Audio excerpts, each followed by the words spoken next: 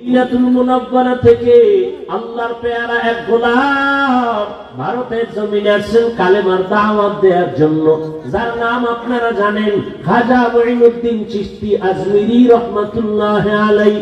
মদিনাতুল মুনাওয়ারা থেকে ভারতে ঘুরে ঘুরে ঘুরে ঘুরে কালেমার দাওয়াত দেয়। দিতে দিতে তার হাতে লক্ষ লক্ষ লক্ষ বিধর্মী কালেমা পড়ে মুসলমান হয়ে গেল।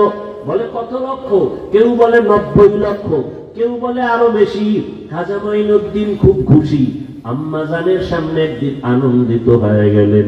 আম্মাজান বলে, মুঈনুদ্দিন এত আনন্দ কেন রে বাবা বলো? মুঈনুদ্দিন বলে, আম্মাজান খুশির খবর, ভারতের ভেতরে লক্ষ লক্ষ বিধর্মী আমি মুঈনুদ্দিনের হাতে কালেমা পড়েছে। আম্মাজান বলে, এই মুঈনুদ্দিন, এটা তোমার বাহাদুরি না, আমি মায়ের অবদান। কার অবদান? খাজা মুঈনুদ্দিন বলে, মা তোমার কি অবদান একটু বলো। আম্মাজান বলে, ও মুঈনুদ্দিন, তুই আমার গর্বে যখন আসছ, আল্লাহর কসম, তুই আমার গর্বে আসা পরে আমি এক রাতও ঘুমাইতাম না। আমি গভীর রাতে সিজদায় পড়ে আল্লাহর আদালতে কান্না করতাম আর বলতাম, হে মালিক, আমার গর্বের সন্তানটাকে তুমি ওলি হিসাবে কবুল করে নাও। আমি এভাবে কান্না করে করে যখন তুই দুনিয়াতে আসছো, এই মুঈনুদ্দিন, আমি মা তোকে যতদিন আমি দুধ পান করাইছি, আল্লাহর কসম, আমি যতদিন তোকে দুধ পান করাইছি, আমি মা এক ফোঁটা দুধও বিনা অজুতে তোর মুখে দেই নাই। এমন মা সারা দুনিয়ায় পাওয়া বড় কঠিন, বাংলাদেশ বাদ দেন। এমন মা, যেই মা বিনা অজুতে বাচ্চাকে দুধ দেয় না, এমন বাচ্চা তো জগৎ শ্রেষ্ঠ আল্লাহর ওলি হবে। কিন্তু খাজা মুঈনুদ্দিনের ভক্তদের উপায় কি? এরা যে বয়ে বয়ে গেলে গাঞ্জাই খায়। একটার চেহারার মধ্যে মদিনার কোন নিদর্শন নেই। এরা সব মুঈনুদ্দিনের ভণ্ড ভক্ত, আমরা আসল ভক্ত। কি খাজা মুঈনুদ্দিনের মা কত ধন্য মা! খাজা মুঈনুদ্দিন চিশতি আজমিরি 5 ওয়াক্ত নামাজ পড়েন নাই। সন্দেহ? মাঝে মাঝে বিড়ি টিড়ি খেয়েছেন, দাড়ি ছিল না। হ্যাঁ, আপনারা কি ভক্ত হইলেন? এই ভক্ত হয়ে কি নাজাত পাওয়া যাবে? কোনদিন পাওয়া যাবে না। এখনো সময় আছে, তওবা করেন। কয়দিন আর দুনিয়ার বাহাদুরি করবেন? চোখের সামনে আপন আপন সব চলে যাইতেছে। বিশেষ করে আমার যুবক, ইদানিং কালে যুবকের মরণের লাশ আর লাশ, করোনায় যুবকের লাশ, ছাত্র জনতার আন্দোলনে যুবকের লাশ, ডেঙ্গুর মহামারীতে যুবকের লাশ, ঘুমের বিছানায় যুবকের লাশ, গাড়ির নিচে পানির মধ্যে যুবকের লাশ। ও আল্লাহর বান্দারা, এখনো সময় আছে, তওবা করে নাও। ও পর্দার আড়ালের আম্মা জান, আপনার মতো কত মা এখনো আছে বেপর্দায় চলে না, নামাজ ছাড়ে না, মোবাইলে সময় নষ্ট করে না, স্বামীর মাল খেয়ানত করে না। আপনারা কেন পারেন না? একটা সন্তানকে আদর্শ সন্তান বানাবেন, একটা সন্তানকে আদর্শ ডাক্তার বানাবেন, আদর্শবান চাকরিজীবী বানাবেন, আদর্শবান একজন ব্যবসায়ী বানাবেন। সন্তান ডাক্তার হইয়াও আপনার জন্য দোয়া করতে ভুলবে না। এরে আম্মা জান, ও বোনেরা, আপনার মতো কত মা বোন এখনো পর্দা করে নামাজ পড়ে। আল্লাহর ভয় অন্তরে জমা করিয়া রমজান সামনে তওবা করে ফেলেন। আর বেপরদায় চলবেন না, আর নামাজ ছাড়বেন না। মা বাবার দোয়া নিয়া স্বামীর মাল হেফাজত করবেন। স্বামীর মাল এটা আপনারই মাল, স্বামীর মনে করে খেয়ানত করবেন না। মোবাইলে সময় নষ্ট করবেন না। অবৃদ্ধ বাবাজিরা, আপনার মতো কত বুড়ারা মসজিদে গিয়া নামাজ আদায় করে, বলেন আপনি কেন পারেন না? ও আমার কলিজার যুবক, এখনো সময় আছে, তওবা করো, অন্তরকে বুঝাও। মনে জীবনে কত মন গড়া ভাবে চলছো, মনের চাহিদা মিটাইয়া গুনাহ করেছো, মনে চাইছে নামাজ পড়বা না, পড়ো নাই, মনে চেয়েছে পার্কে যাবা, দৌড়ায় গেছো, মনে চাইছে দাড়ি কাটবা, কেটে ফেলেছো। এখন আল্লাহর ভয় নিয়ে তওবা করো, মনে মনে আল্লাহকে বলো, হে আল্লাহ, জীবনে তো গুনাহ কম করি নাই, আজকে থেকে তওবা করে নিলাম, আর নামাজ ছাড়বো না, বেপরদায় চলবো না, মা বাবার সাথে বেয়াদবি করবো না, শিক্ষকের দোয়া নিয়া, উলামায়ে কেরামের পরামর্শ নিয়া, নবীজির আদর্শ মেনে চলবো। আল্লাহর কাছে যদি খাঁটি মনে তওবা করতে পারো, আল্লাহ তোমার জীবনের গুনাহ মুহূর্তে মাফ করে দিবে। মনের শুধু বুঝাইও রে মন, তোমার মতো যুবক যদি জেনারেল লাইনে থাকিয়া চাকরি করে, ব্যবসা করে, লেখাপড়া করে, নামাজ পড়ে, তুমি কেন পারবা না? আল্লাহর কাছে তওবা করে নেও। ও বাবা, তোমরা কি মনে মনে ভাবছো আমরা সব পাগল হয়ে গেছি? না না, এরে দুনিয়ায় সবাই পাগল হইয়া সব দুনিয়াতে মরার আগেই ধ্বংস হয়ে যায়। আর আমরা নবীর আদর্শে নামাজ পড়ি, পর্দা করি, কেউ আমরা পাগল হই নাই।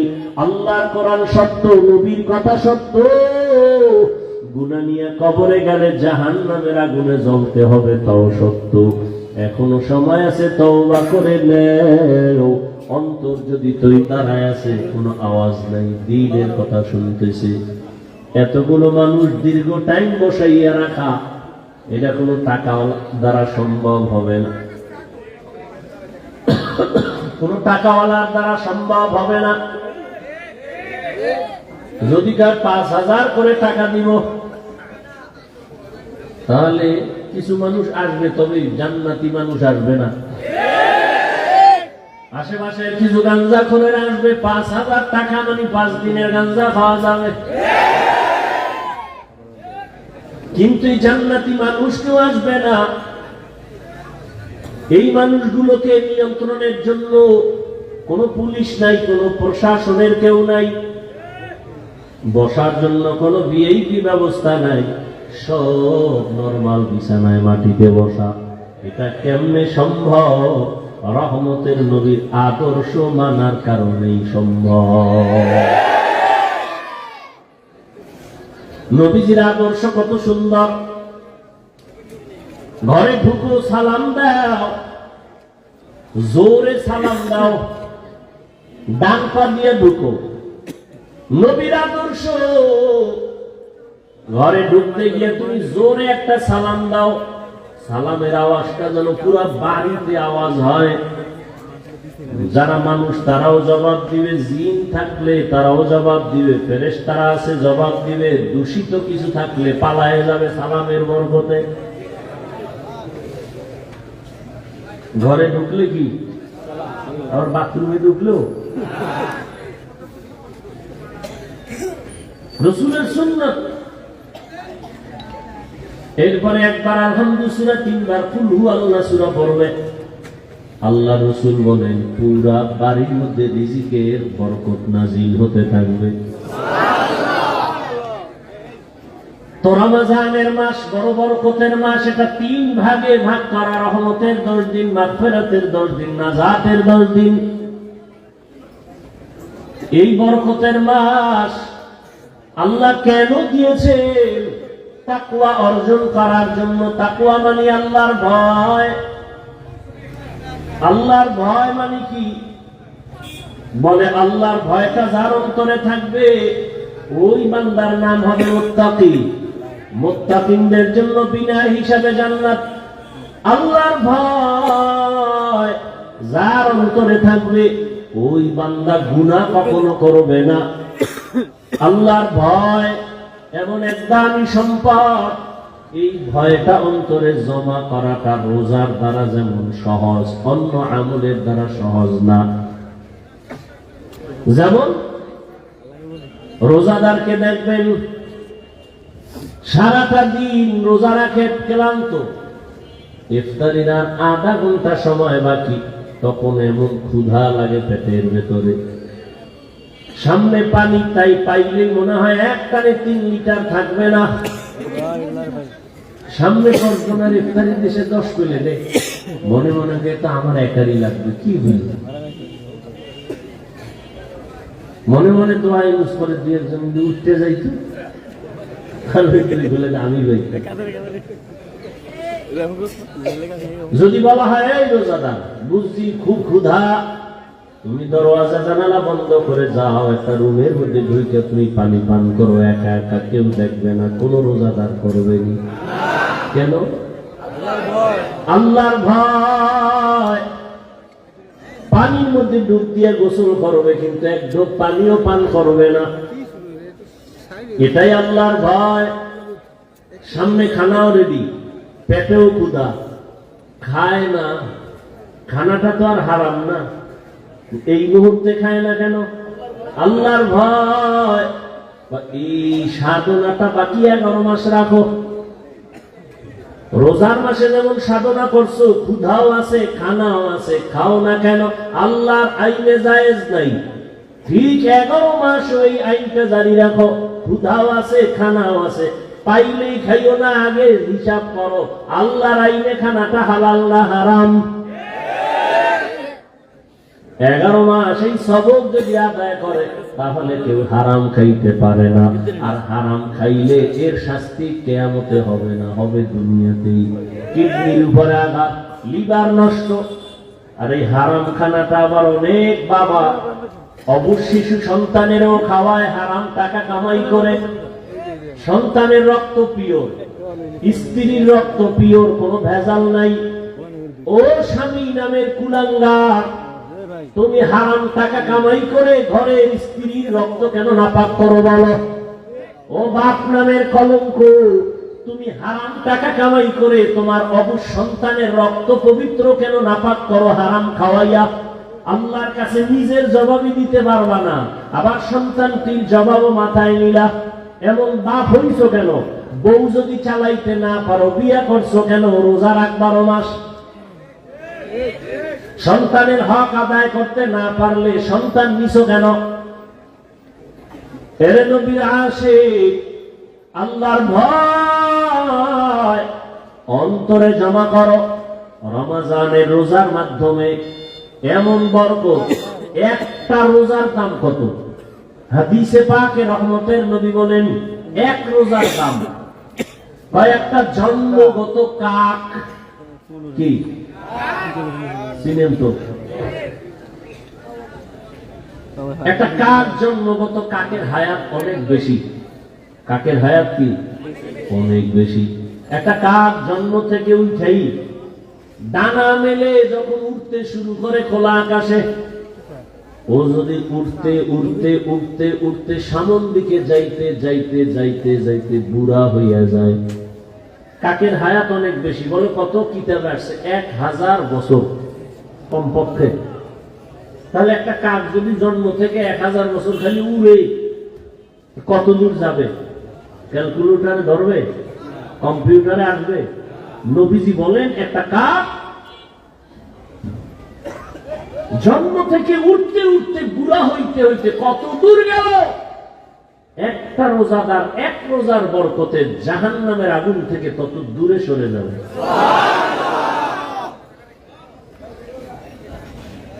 এজন্যই তো রহমতের নবী সারা রমজান আমলের উপরে জীবন কাটাইলেন। এই শাবানে নবী রোজা রাখছেন। নবী বলেন, প্রস্তুতি নাও, রমজানের রোজার মাধ্যমে তুমি নিজেকে পবিত্র বানায় নাও। কয়দিন রোজার হালাতে রে বাবা তুমি কষ্ট মনে করো, অথচ তোমার মতো কত আল্লাহর বান্দারা রড ফ্যাক্টরিতে কাজ করে, রোজা ছাড়ে না। সিমেন্ট ফ্যাক্টরিতে কষ্টের কাজ করে, রোজা ভাঙে না। রাস্তায় গাড়ি চালায়, রিক্সা চালায়, কষ্ট করে, রোজা ভাঙে না। এমন নাই? তাহলে তুমি ছাড়ো কেন? রমজান তো এমন বরকতের মাস, একটা নফল আমল ফরজের সমান সওয়াব। একটা ফরজ আমল 70টা ফরজের সওয়াব। তাহলে এই মাস আগামী বছর পাবেন, গ্যারান্টি আছে? এত মজার, এত দামি মাস, এই বরকতের মাস, রোজাদার একটা রোজার ফজিলত যদি এমন হয় তো 30টা রোজা রাখলে কত ফজিলত। আল্লাহ বলেন রোজাদার তোমার পুরস্কার কেমন? বলে আমি আল্লাহ তোমার হয়ে যাব, আর কোন পুরস্কার নাই। পুরস্কার কি? আমি আল্লাহ নিজে তোমার হয়ে যাব। কোন রোজাদার? আবার রোজাদারের মধ্যেও কিছু ভেজাল আছে। রোজা রাখে ঠিক, কিন্তু তারাবির নামাজ পড়ে না। আবার অনেকে পড়ে ঠিক, প্রতিদিন পড়ে না। আবার অনেকে পরে কিছুদিন, তাও পুরা 20 রাকাত পড়ে না। ও 8 রাকাত ওয়ালা বাবারা, যদি আপনি মনে করেন 8 রাকাতের উপরে তারাবি পড়বেন না, আগামী রমজান পাওয়ার গ্যারান্টি নাই। এখনই তো বলে ফেললাম একটা নফলের মূল্য ফরজের সমান। আপনি যদি মনে করেন 8 রাকাতের বেশি তারাবি পড়বেন না, তাহলে আপনি বাকি 12 রাকাত পড়েন, অন্তত তারাবি না মনে করলেও নফল হিসাবে পড়ে নেন। নফল হিসাবে বাকি 12 রাকাত পড়েন। কেন ছাড়বেন? আল্লাহর জন্য করবেন। এত সুযোগ পাইয়াও যদি ছেড়ে দেন, আল্লাহর কাছে কি নিয়ে দাঁড়াবেন? রমজান এবং বরকতের মাস, রহমতের নবী একদিনে 1 খতম, 3 দিনে 1 খতম কোরআন পড়েছেন। এই রমজান মুবারক দুনিয়ার লাইনেও মানুষ লাভবান হয়, আখিরাতের লাইনেও লাভবান হয়। এই রমজানের মধ্যে কয়েকটা আমল বেশি বেশি করবেন। তো তারাবি আছে, রোজা আছে, আর একটা আমল হলো কোরআনের তেলাওয়াত। যারা পারেন না বললে আল্লাহর কাছে কি কইবেন? আমগোদারে না জবাব দিলেন পারি না। পৃথিবীতে যত ভাষা আছে, আরবি ভাষার মতো সহজ কোনো ভাষা নাই। কোরআন শিখতে 20 ঘন্টা টাইম লাগে। কয় ঘন্টা?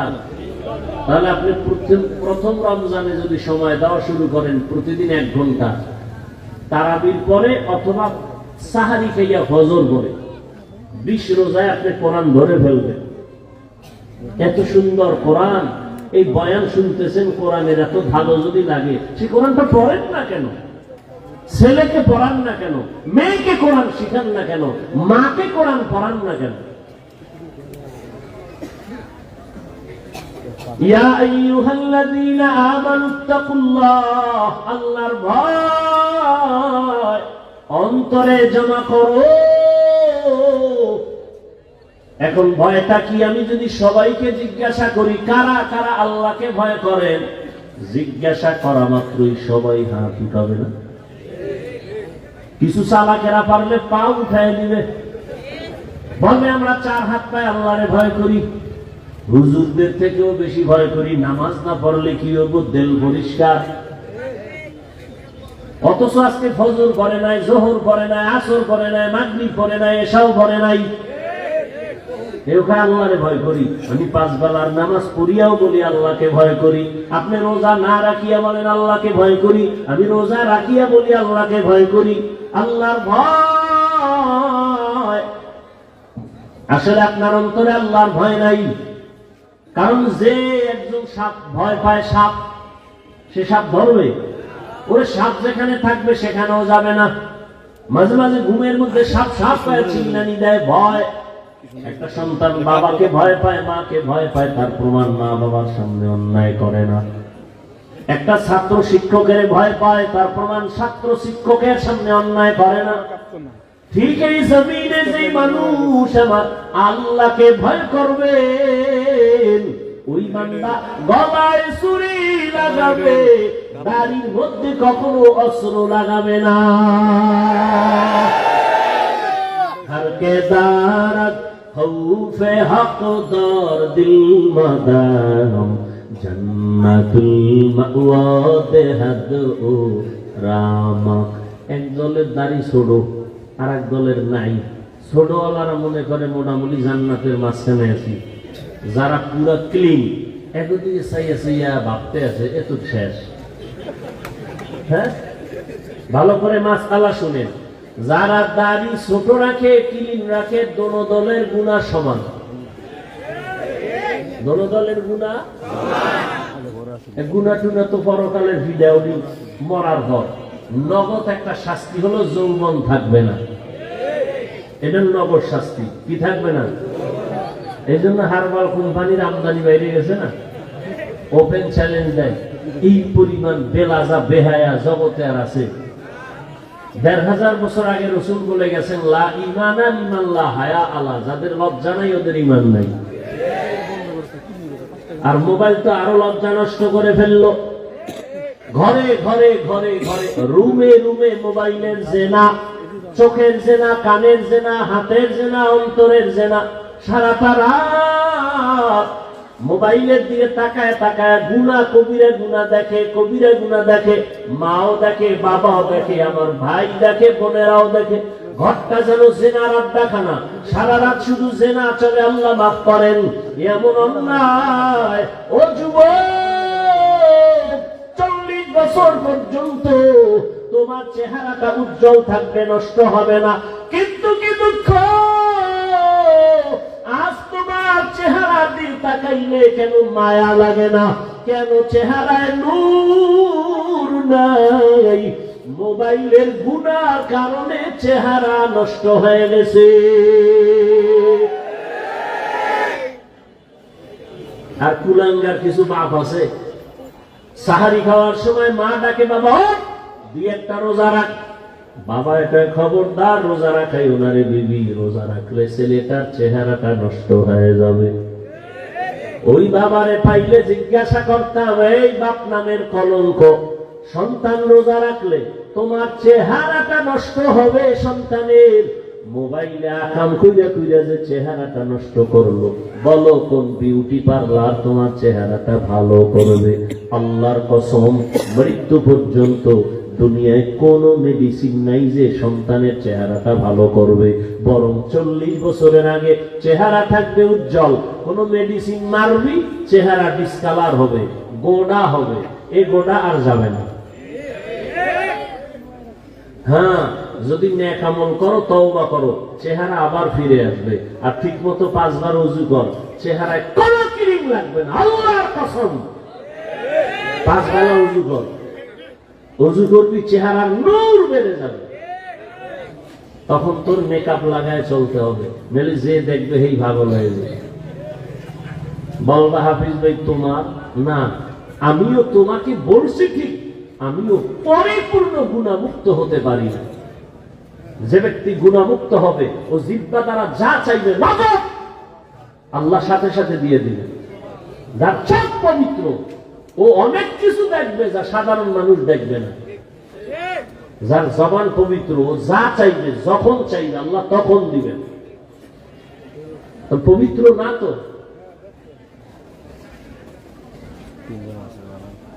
ভাইরা আমার, আল্লাহ গুনার কারণে চেহারা নষ্ট হয়, নেক আমলের কারণে চেহারা সুন্দর হয়, ভালো হয়। এরে আল্লাহর গোলাম, এই জন্য আল্লাহ বলেন, আমার ভয় অন্তরে জমা করো। আল্লাহর ভয় যদি থাকে, ওই বান্দা মরিয়াও গেলে গুনার কাছেও যাবে না। এরে আল্লাহর বান্দা, ও আমার যুবক, আমি তোমাকে এতক্ষণ বয়ান যা করতেছি একবারও কিন্তু বলি নাই তুমি আমার মতো টুপি লাগাও। আমি একবারও বলি না আমি কওমি মাদ্রাসায় লেখাপড়া করেছি, তোমরাও মাদ্রাসায় যাও। আমি দাওয়াত ও তাবলীগের লাইনের সন্তান, কিন্তু একবারও বলি না তুমি তাবলীগে যাও। আমি কওমি মাদ্রাসার সন্তান, আমি পীরের মুরিদ। আমি পীর মুরিদ, খালি মুরিদ না, লাখে একটা মুরিদ। কেমন মুরিদ যে পীর মুরিদির বিরুদ্ধে যারা, তাদের বিরুদ্ধে আমি যুদ্ধ ঘোষণা দিছি। কেমন যুদ্ধ? এই জমিনের মধ্যে যে বলবে আমরা পীর আউলিয়া মানি না, ওলি মানি না, আউলিয়া মানি না, আল্লাহর জাতের কসম আমি বলবো তারা কোরআন মানে না, বুখারী শরীফ মানে না, তারা ভণ্ড ভণ্ড ভণ্ড। এদেরকে যারা ভণ্ড বলবে না, তারাও ভণ্ড। এবার বুঝানি কেমন মুরিদ। কিন্তু একবারও আমি কাউকে বলি না ও বাবারা তোমরা পীরের দরবারে যাও। আমি বলবো কি? আমি বলবো ও যুবক তুমি স্কুলে পড়ো ধন্যবাদ, তুমি চাকরি করো ধন্যবাদ, তুমি কলেজে পড়ো ধন্যবাদ, তুমি ব্যবসা করো ধন্যবাদ, আমি তোমার জন্য দোয়া করে গেলাম বাবা। তোমার মাদ্রাসায় যাওয়ার কোনো প্রয়োজন নাই। ও বাবা তুমি যেই লাইনে আছো থাকো, তবে আমি দোয়া করি তুমি একজন ব্যবসায়ী হও, চাকরিজীবী হও, ডাক্তার হও, ইঞ্জিনিয়ার হও, তুমি একজন প্রফেসর হও, তবে একটা দাবি ছোট, বেয়াদব জীবনে হইও না রে বাবা। বলবা হাফিজ ভাই বেয়াদব হব না, তার ব্যাখ্যা কি? 3 জায়গায় বেয়াদবি করবা না তো মরার আগে জীবনটা নষ্ট হয়ে যাবে। 1 মা বাবার সাথে বেয়াদবি করবা না, 2 শিক্ষকের সাথে বেয়াদবি করবা না, 3 ওলামায়ে কেরাম মুরব্বিদের সাথে বেয়াদবি করবা না। মা বাবার সাথে যদি খারাপ আচরণ করো বদদোয়া করা লাগবে না। মা কষ্ট পায় যদি বলে আহ, এই যে একটা নিঃশ্বাস এটা আগুন হয়ে তোর কপাল পুড়ে ফেলবে। শিক্ষক যদি তোর আচরণে কষ্ট পায় বলে আহ, এই নিঃশ্বাসটা তোর কপালে লাগলে তুই শেষ। আলেমের অন্তরে কষ্ট দিলে আলেম যদি আহ শব্দ বলে তোর কপাল শেষ। এই জন্য বলি তুমি ডাক্তার হও বেয়াদব হইও না, ইঞ্জিনিয়ার হও বেয়াদব হইও না, চাকরিজীবী হও বেয়াদব হইও না, তুমি ব্যবসায়ী হও বেয়াদব হইও না। মা বাবার দোয়া নাও, শিক্ষকের দোয়া নাও, ওলামায়ে কেরামের দোয়া নিয়ে সামনে আগাও। তো ডাক্তার হলেও তুমি সফল, ইঞ্জিনিয়ার হয়েও তুমি সফল, তুমি ব্যবসায়ী হলেও সফল। সবার দোয়া থাকলে সব দুনিয়া ধ্বংস হবে। আলেমের দোয়া যদি থাকে, মা বাবার দোয়ায় তুমি কখনো ধ্বংস হইবা না। ওই মা বাবার দোয়া নিয়ে রহমতের নবীর আদর্শ মেনে জীবনটা চালাও। মা বাবার দোয়া নাও। এবার বাস্তবে একটু তাকায় দেখো তো, আমি যে কথাগুলো বললাম এই কথার মানদণ্ডে কেউ চলেনি। তোমার লাইনে তাকাও, জীবনে মাদ্রাসায় পড়ে নাই, জীবনে কোনদিন মাদ্রাসায় যায় নাই, আলিফ বা তাও শিখে নাই। তোমার মতো জেনারেল লাইনের যুবক 5 বেলার নামাজ পড়ে, স্কুলে পড়ে, কলেজে পড়ে, নামাজ ছাড়ে না। সত্য কথাটা স্বীকার করো, আসেনি? আর কি অস শুনবা? এই অসটাই তোমার জীবনের আসল। নিজের বুঝাও। তোমার মতো যুবক স্কুল কলেজে পড়িয়াও যদি নামাজ পড়ে, বলো তুমি কেন পারো না রে বাবা? তোমার মতো যুবক তাকায় দেখো, ব্যবসা করে, চাকরি করে, র্যাব, আর্মি, পুলিশ, বিডিআর, 5 বেলার নামাজি আছে। তোমার বিবেকের কাছে প্রশ্ন, বলো তুমি কেন পারো না রে বাবা? তোমার মতো যুবক ডাক্তার, প্রফেসর, ইঞ্জিনিয়ার, 5 বেলার নামাজি অভাব নাই, রাস্তায় গাড়ি চালায়, 5 ওয়াক্ত নামাজ পড়ে নাই, বলো তুমি কেন পারবা না রে বাবা? তোমার মতো যুবক শ্রমিকের কাজ করে, নদীর মধ্যে মাছ ধরে, নামাজ ছাড়ে না, বলো তুমি কেন পারবা না? এর পর্দার আড়ালের আম্মা জান, আল্লাহ আপনাকে অনেক সম্মান দান করেছেন, রহমতের নবী সম্মানিত করেছেন। এত সম্মান আল্লাহ ইসলামের দ্বারা, নবীর মাধ্যমে আল্লাহ এত সম্মান মাদেরকে দান করেছেন, দুনিয়ার কেউ দিতে পারে নাই। বরং দুনিয়াতে যারা দিব দিব বলে চাপাবাজি করে, ওরা সব নারীর বড় দুশমন। হিন্দু ধর্মে নারীর সম্মান বাড়াতে পারে নাই, খ্রিস্টান ধর্মে নারীর সম্মান বাড়াতে পারে নাই, ইহুদি ধর্মে নারীর সম্মান বাড়াতে পারে নাই। বরং সম্মানের নামে তারা নারীদেরকে করছে অপমান। একমাত্র ইসলাম নারীর সম্মান দিয়েছে, কিন্তু অনেকে বুঝে না। আর পুরুষের তুলনায় নারীদের জ্ঞান তো সৃষ্টিগতভাবে অর্ধেক, জন্মগতভাবে সৃষ্টিগতভাবেই নারীর জ্ঞান পুরুষের তুলনায়।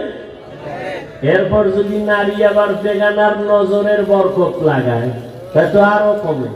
এরপরে যদি খায় হারাম তো আরো কমে। এই মেধা দিয়া যদি চিন্তা করে, আল্লাহ নারীর উপরে ইনসাফ করে নাই। কয় কেমনে? কয় বাবার সম্পদ, ছেলে পাবে ডবল, মেয়ে পাবে সিঙ্গেল। আল্লাহ মেয়েদের কম দিলেন কেন? মেয়েদেরকে কম দিয়েও যে ছেলেদের বেশি দিয়েছে, এই বুঝার মতো আম্মা জানের মেমোরির জিবি নাই। এই নিয়ে 1 GB আর 4 GB সমান। আপনার GB 1, আপনি 4 GB লয়ে যদি ধাক্কা ধাক্কি করেন তা আপনি কাছে হ্যাং হয়ে যাবে। আরে আম্মা জান, আপনাকে অর্ধেক দিয়েও ছেলের থেকে বেশি দিছে, এটা বুঝার মতো মেধা বুঝি আল্লাহ আপনাকে দেন নাই রে মা। ছেলে পাবে বাবার থেকে 2টা, আর মেয়ে সব জায়গায় পাবে কি? বাবার থেকে পাবে, স্বামীর থেকে পাবে, ছেলে মেয়ের থেকে পাবে। এরপরে যদি কয় বাপ নাই, ছেলে নাই, মেয়ে নাই, কিচ্ছু নাই, একা, আল্লাহর আইন হলো, ইসলাম কয় নারীদেরকে ঘরে বসাইয়া বসাইয়া সম্মানের সাথে ওরা খাবে আর ঘুমাবে, সরকার ওদের সব খরচ দিবে। নারীদের কষ্ট দেওয়া যাবে না, কত সম্মান ইসলাম দিয়েছে। কিন্তু কুলাঙ্গারেরা ভুল মেসেজ দিয়া নারীদেরকে বেপরদায় নামাচ্ছে, পরিণামে নারীরা হচ্ছে আরো অপমান। আল্লাহ হেদায়েত দান করেন। এরে আম্মা জানেরা, এত সম্মান আল্লাহ আপনাদের দান করেছে। এ দুনিয়া আপনারা যদিও নবী না, তবে সব নবীদের মায়ের মতো মা, সাহাবাদের মা, আপনারা আলেম হাফেজে কোরআনের মায়ের মতো বড় দামি মা। আরে আম্মা জান, আপনারা তো খাদিজা রাদিয়াল্লাহু আনহার মতো নারী, ফাতেমা রাদিয়াল্লাহু আনহার মতো নারী, আয়েশা রাদিয়াল্লাহু আনহার মতো নারী, ইসমাঈল নবীর মা হাজেরা আলাইহা সালামের মতো দামি নারী। আপনারা তো ঈসা নবীর মা মারিয়াম আলাইহা সালামের মতো দামি নারী। এই দুনিয়াতে আল্লাহর এক বড় দুশমন ছিল ফেরাউন, নাম শুনছেন? বলেন তার স্ত্রীর নাম কি? আসিয়া। এত বড় বেঈমানের ঘরে থাইকা আমার আল্লাহর এত পেয়ারা রহমতের নবী বলেন, কিয়ামতের দিন আমি মুহাম্মদের সাথে আসিয়ার সাথে বিয়া হবে জান্নাতে। আরে আম্মা জানেরা, এত বড় বেঈমান ফেরাউনের ঘরে থাইকা আম্মা জান আসিয়া যদি এত দামি হতে পারে, ফেরাউনের টাকার অভাব নাই, ক্ষমতার অভাব নাই, মিশরে দাবি করে আমি বড় খোদা, কিন্তু তার ঘরে থাকিয়া আসিয়া আমার আল্লাহকে এত আপন করে নিলেন। আসিয়া এত কষ্ট ফেরাউন দিয়েছে, ধৈর্য ধারণ করে আল্লাহকে ভুলে নাই। ইন্তেকালের সময় ফেরাউন ওই আসিয়াকে ফাঁসির মঞ্চে নিয়ে গেছে। আসিয়া কাঁদতেছে, হঠাৎ করে আবার হাসতেছে। ফেরাউন কয়, কান্না বন্ধ করে হাসো কেন রে আসিয়া? কয় রে হে ফেরাউন, আমি তাকাইয়ে দেখি আল্লাহ পাক লক্ষ লক্ষ ফেরেশতা পাঠাইছে আমাকে স্বাগতম দিয়া জান্নাতে নেওয়ার জন্য। এবং আল্লাহ যেই জান্নাত আমি আসিয়াকে দিবেন, ওই জান্নাতের ছবি আমি এখন দেখতেছি তাকাইয়া। এত বড় বেঈমানের ঘরে থাকিয়া এই আসিয়া যদি আল্লাহর পেয়ারা হয়ে যেতে পারেন, এরে পর্দার আড়ালের আম্মা জান, এই দুনিয়াতে যত ভালো ভালো সন্তান আছে আম্মা জান, আপনাদের আদর্শের কারণে দুনিয়ায় সব ভালো সন্তান মায়েদের অবদানের কারণে। ছোট একটা ঘটনা বলবো।